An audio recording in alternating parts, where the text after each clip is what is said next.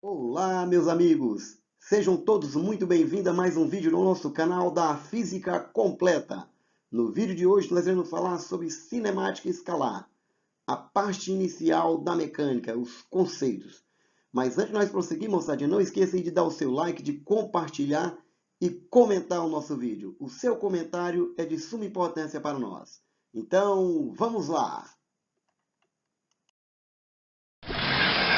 Bem, pessoal, antes de nós começarmos a falar sobre o ramo da física, vamos entender um pouco o que vem a ser física, não é isso? A palavra física deriva do grego, que quer dizer natureza. Então, a física ela estuda os fenômenos relacionados com a natureza. Então, o homem sempre quis dar resposta aos fenômenos naturais. E com isso surgiu aí a física, que anteriormente era conhecido como filosofia da natureza. Então, a mecânica é a parte da física, é o ramo da física que vai estudar o movimento e suas causas. Né? Então, um corpo se move, por que ele está movendo? Um corpo parou, por que ele parou? Então, a física vai se essa parte da mecânica, ela se preocupa com isso. A mecânica é uma das ciências mais estudadas até hoje. Vamos prosseguir então para conhecer outro ramo da física que nós vamos estudar no decorrer do nosso estudo do ensino médio. Vamos lá? Bem, pessoal, outro ramo da física que nós iremos estudar no decorrer do nosso curso é a termometria. A termometria é a parte da física que estuda os fenômenos relacionados com o calor e suas aplicações. Então, nós estamos vendo aí nessa imagem um esmeril, né, cortando aí uma barra de ferro e saindo limalha de ferro incandescente. O porquê que o serralheiro aí ele não se queima com essa limalha? Então, esse estudo vai ficar para o próximo vídeo nosso. Então, vamos agora conhecer outro ramo da física. Vamos lá? Bem, pessoal, outro ramo da física que nós vamos observar no decorrer do ensino médio é a acústica. Esse curso vai ser ensinado no segundo ano do ensino médio. Tanto a termometria, como a acústica e a óptica são ministrados no segundo ano do ensino médio. Então, nós estamos antecipando só para vocês observarem os ramos da física. Então, a acústica é a parte da ciência que vai estudar o fenômeno relacionado com o som. Vamos observar, então, a óptica. O que a óptica estuda? Vamos lá? Bem, pessoal, a óptica é a parte da física que vai estudar os fenômenos luminosos. Então, todos os fenômenos luminosos são estudados aí na óptica. Então, nós vamos estudar sobre o olho humano, sobre as lentes de contato, telescópio, microscópio. Então, todos os aparelhos, né, aí que nos auxilia, né, a nossa visão, o nosso campo visual, é estudado aí na óptica. E entre outros fenômenos. Então, vamos observar agora outro ramo da física. Vamos lá? Bom, o eletromagnetismo, pessoal, é um ramo da física que vai estudar a eletricidade e o magnetismo. Nós estamos observando aí um aparelho de ressonância magnética. Então, imagine você se não tivesse desenvolvido esse ramo da física. Então, muitos dos aparelhos que nós temos, nós não teríamos, né? Rádio, televisão, micro-ondas, lâmpada. Ou seja, nós estaríamos aí na escuridão ainda se não tivesse desenvolvido aí esse ramo da física, né? Que é chamado de eletromagnetismo, que é tema de estudo nosso no terceiro ano do ensino médio. Vamos falar agora sobre outro ramo da física, que nós chamamos de física moderna. Vamos lá? Bom, pessoal, a física moderna é a parte da física que vai estudar a estrutura do átomo, a radioatividade, a teoria da relatividade de Albert Einstein, né? Então, esse curso vai ser ministrado no terceiro ano do ensino médio. Então, fica aí esperando que nós iremos postar vídeo, né, sobre esse tema. Então, vamos agora avançar mais no nosso curso da mecânica, que é o estudo nosso do primeiro ano do ensino médio. Nós vamos falar sobre os conceitos iniciais, né? Vamos falar sobre repouso, movimento, sobre referencial, nós vamos falar aí sobre trajetória, sobre caminho percorrido. Então vamos entender um pouco a parte inicial da mecânica. Vamos lá? Bem, pessoal, como vocês bem observam aí, A distância da ponta do nariz do rei até o polegar com o braço esticado era chamado jarda. Era um padrão que era utilizado para medir aí comprimento. Mas será que essa jarda era um padrão satisfatório? Claro que não, né, meu amigo? Por quê? Porque cada rei tinha um braço diferente, maior ou menor. Então, logo não é um padrão satisfatório. Igual o seu palmo, se você for medir alguma coisa com palmo e pedir outra pessoa para medir, vai divergir a medida, porque não é um padrão satisfatório. Daí surgiu a necessidade de padronizar. Surgiu o Sistema Internacional de Unidades. Internacional porque todos os países, somente 3 que ficaram de fora. Então ficou acordado nessa conferência que teve, nessa reunião que teve, que o padrão para medir comprimento era o metro, cujo símbolo é o m. Existe o múltiplo e o submúltiplo. Múltiplo pode ser quilômetro e o submúltiplo centímetro, milímetro, decímetro. Mas o padrão para medir comprimento é o metro. Para medir a massa de um corpo, o padrão é o quilograma, cujo símbolo é o kg. Para medir o tempo, eu posso medir o tempo em hora, posso medir o tempo em semana, em mês, em ano, em dia, mas o padrão é o segundo. Para medir intensidade de corrente elétrica, é o ampere, cujo símbolo é o A. Para medir quantidade a temperatura absoluta, é o Kelvin, cujo símbolo é o K. A quantidade de matéria, mol, cujo símbolo também é mol. E por último, a intensidade luminosa, cujo símbolo é o CD. A grandeza que mede então a intensidade luminosa é o candela, cujo símbolo utilizado é o CD. Então veja que essas são as 7 grandezas fundamentais que foi aí padronizada nessa conferência que houve. Então, a partir dessas 7 grandezas que vão derivar as demais, vão derivar o volts, o watts, metro por segundo ao quadrado, que é a aceleração. Então, são grandezas que vão derivar dessas 7 grandezas, que nós iremos aprender no decorrer do nosso curso. Na mecânica, por exemplo, nós vamos utilizar essas 3 grandezas físicas, metro, quilograma e segundo, que a sigla é chamada de MKS. Vamos avançar um pouco no nosso curso então. Vamos lá? Bem, pessoal, o ponto material, a definição de ponto material é todo corpo cujas dimensões não interferem no estudo de um determinado fenômeno. Então, como vocês estão observando esse transatlântico no meio do oceano, imagine ele saindo do Rio de Janeiro e indo lá para a França. Ou seja, em relação à grande distância que está no Rio de Janeiro da França, essa embarcação é considerado lá no meio do oceano como um ponto material, ou seja, as dimensões dele não vão interferir no estudo de um determinado fenômeno. Já o corpo extenso é todo o corpo cujas dimensões interferem no estudo de um determinado fenômeno. Então veja que agora essa embarcação, quando chega no porto, quando chega no cais, as dimensões dela vão interferir no estudo de um determinado fenômeno. Então, um exemplo para ficar mais claro, quando você da Terra olha para o céu e avista um avião, aquele avião, em relação à grande distância que está de você, você pode considerar ele como um ponto material. Mas quando ele chega lá no aeroporto, quando você está próximo dele, esse avião já não é mais um ponto material, é um corpo extenso. Não é verdade? Vamos então avançar no nosso curso da mecânica. Vamos lá para mais algumas definições? Bem, pessoal, então vamos conceituar aí repouso e movimento. O que vem a ser repouso? O que vem a ser movimento? Embora pareça ser muito simples, não é tão simples, não é verdade? Para eu fazer, pessoal, julgamento de repouso e movimento, antes de mais nada, eu tenho que ter um referencial. E esse referencial ele é fixo na Terra. Então, sempre que nós falar que algo está se movendo, é em relação a outra coisa que está fixa na Terra. Então veja essa pessoa nessa plataforma e esse carro que está passando na frente da sua tela. Então, para eu falar que essa pessoa na plataforma está em repouso, eu tenho que ter um referencial.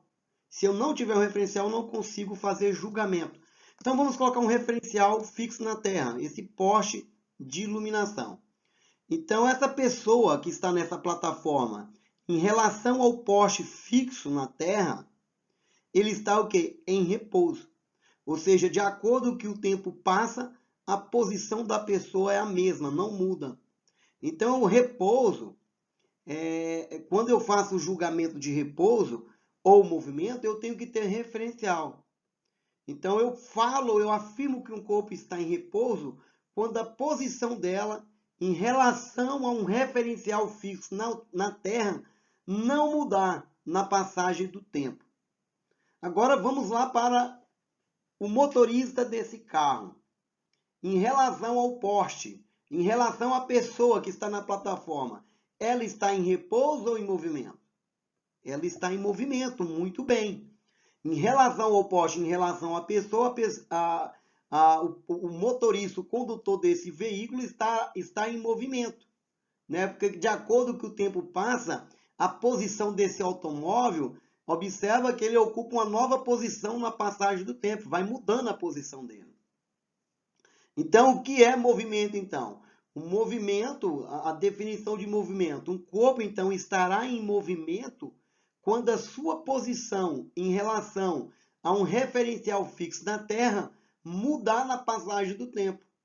Então, veja que para eu fazer julgamento de repouso e movimento, eu preciso de referencial. Então, vamos de novo para o motorista desse veículo. Então, digamos que esse veículo está a 30 km por hora. Então, esse motorista também estará a 30 km por hora. Mas se eu perguntar se o motorista está em repouso ou em movimento em relação ao banco do carro, o que é que você iria falar? Em relação ao banco do carro, esse motorista está em movimento ou em repouso? Muito bem, ele está em repouso, ou seja, de acordo com que o tempo passa, a posição em relação ao banco, a posição do motorista é a mesma, não muda, não é verdade? Então, o corpo estará em movimento quando a sua posição em relação ao referencial fixo na Terra mudar na passagem do tempo. Então, aprenda um, pessoal, que o outro é o contrário. Vamos, então, avançar o nosso curso. Vamos lá? Bem, pessoal, então vamos falar sobre trajetória. A trajetória é a linha determinada pelas diversas posições que o corpo ocupa na passagem do tempo. Então veja esse esquiador. Ele deixa aí uma marca, não é? Na neve. Observa aqui as diversas posições que ele ocupa na passagem do tempo, até ele chegar nesse ponto onde ele está em repouso, não é verdade? Então, trajetória é a linha determinada pelas diversas posições que o corpo ocupa na passagem do tempo. Vamos então avançar um pouco mais para algumas definições. Vamos lá? Bem, pessoal, então vamos falar sobre posição escalar. Então nós estamos observando aí um carro sobre uma plataforma. Vamos orientar uma trajetória para a direita. Então veja que de 0 para a direita tem um valores crescentes, todos medidos em quilômetro. E de 0 para a esquerda, valores decrescentes, também medido em quilômetro. Então, a posição escalar é a distância da onde o móvel se encontra até o marco zero. É chamado de posição escalar. Então, para o tempo 1 hora, esse móvel se encontra numa posição menos 2 km. Se ele está em movimento, ele vai ocupar uma nova posição na passagem do tempo. Então, vamos observar que para o tempo igual a 4 horas, ele se encontra numa posição que é 4 quilômetros, não é verdade? Então, nós vamos utilizar a letra S do nosso alfabeto para representar a posição. Então, S é igual a menos 2 km, ou seja, para o tempo igual a 1 hora, a posição do móvel é igual a menos 2 km. E para o tempo igual a 4 horas, a posição do móvel é 4 km. Então, veja que nós vamos utilizar a letra S do nosso alfabeto. Então, da agora em diante, eu quero que você familiarize com isso, que nós vamos representar S de posição, posição escalar. Professor, por que o senhor não utilizou a letra P do nosso alfabeto para representar posição? Nós não utilizamos porque nós vamos usar essa letra P para representar potência, para representar peso. Então, para não gerar confusão futuras, nós usamos a letra S aí para representar posição. Então, posição escalar é a distância da onde o móvel se encontra até o marco zero. Não se esqueça. Então, no marco zero, a posição do móvel é zero. Não se esqueça disso, pessoal. Um detalhe, quando nós estivermos estudando o movimento de um móvel, sobre velocidade, na verdade, nós vamos pegar o ponto de partida dele, nós vamos chamar de S0. E onde ele chegou, vamos chamar simplesmente de S, a posição final.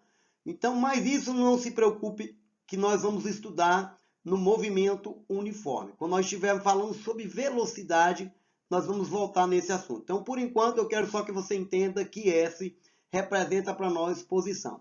E posição escalar é a distância de aonde o móvel se encontra até o marco zero. Beleza? Então vamos avançar o nosso curso. Vamos lá? Bem, pessoal, então nós vamos conceituar deslocamento e caminho percorrido. Vamos entender o seguinte, vamos considerar uma pessoa que partindo da cidade A, ela vai para a cidade B, da cidade B ela vai para a cidade C, e da cidade C ela vai para a cidade D. Sabendo que a distância percorrida pela pessoa de A para a cidade B foi de 100 metros, não é verdade? E da cidade B para a cidade C foi uma distância de 400 metros. Da cidade C para a cidade C ele percorreu mais uma distância de 400 metros. Então a pergunta é, qual que foi o caminho percorrido? Muito bem, pequeno gafanhoto, 900. Ficou fácil, na verdade, que o caminho percorrido depende do percurso feito pelo móvel. Ele saiu de A e foi para a cidade B, percorreu 100 metros. Da cidade B para a cidade C, mais 400 metros, deu 500. E da cidade C para a cidade D, mais 400 metros. Então, é só uma soma mesmo, beleza? Então, somando isso aí, nós vamos encontrar que o caminho percorrido foi de 900 metros. E o deslocamento? Será que o deslocamento foi 900 metros também? Claro que não, pessoal. O deslocamento só vai ser igual ao caminho percorrido quando a trajetória for uma reta. E essa trajetória nossa não foi uma reta. Observa que teve desvio para a direita, desvio para baixo, na verdade. Então veja que a trajetória não foi uma reta. Logo, o deslocamento e o caminho percorrido não são iguais. Lembrando que só serão iguais caminho percorrido e deslocamento se a trajetória for uma reta. Para eu falar sobre o deslocamento, professor, como é que eu faço? O deslocamento depende só do ponto de partida e do ponto de chegada. Então, ele saiu de A e foi para o ponto D, não é verdade? Então, vamos traçar uma reta aí, ó, de A para D. Nós vamos chamar de D minúsculo de deslocamento. Para eu achar esse deslocamento, eu vou fazer um teste mental, não é verdade? Vou pegar aqui e traçar uma reta paralela ao eixo X, partindo de A, uma reta tracejada. Então, observa que eu tenho uma figura geométrica, que é um triângulo retângulo. Agora ficou fácil, não é? Esse traçado de branco aí que vocês estão vendo aí, ele mede 400 metros também. Então, veja que eu tenho duas dimensões. Então, utilizando aí o teorema de Pitágoras, então observa só um detalhe, que de B para A, eu tenho 100 metros. Então, se eu tenho 400 nessa dimensão toda aqui, menos 100, então eu tenho que desse ponto, onde vocês estão vendo o marcador a laser, até o ponto D, eu tenho 300 metros, não é verdade? Então, vamos usar o teorema de Pitágoras. Se você se lembra muito bem do teorema de Pitágoras, ele fala o seguinte, que o quadrado da hipotenusa é igual à soma dos quadrados do cateto. Então, aqui eu tenho a minha hipotenusa, que é d ao quadrado, vai ser igual a 400 ao quadrado, mais 300 ao quadrado. Então, vai ficar dessa maneira aqui, ó. 300 ao quadrado, mais 400 ao quadrado. Lembrando que 400 ao quadrado dá 160 mil e 300 ao quadrado dá 90 mil. Então, se nós somarmos 160 mil mais 90 mil, vamos encontrar 250 mil. Raiz quadrada de 250 mil dá 500 metros. Então, veja que o deslocamento foi de 500 metros. Então, com isso, espero ter ajudado vocês. Não se esqueça de dar o seu like, de compartilhar e comentar. O seu comentário é de suma importância para que nós possamos melhorar o nosso vídeo. E compartilhe, pessoal. Se serviu para você, se te ajudou, compartilhe esse vídeo para que possa chegar em mais pessoas. E não vá embora, que nós temos um recadinho para você. Vamos lá? Quem torna você diferente ou não é a forma como você encara os seus desafios. E até o próximo vídeo no nosso canal da Física Completa. Até mais!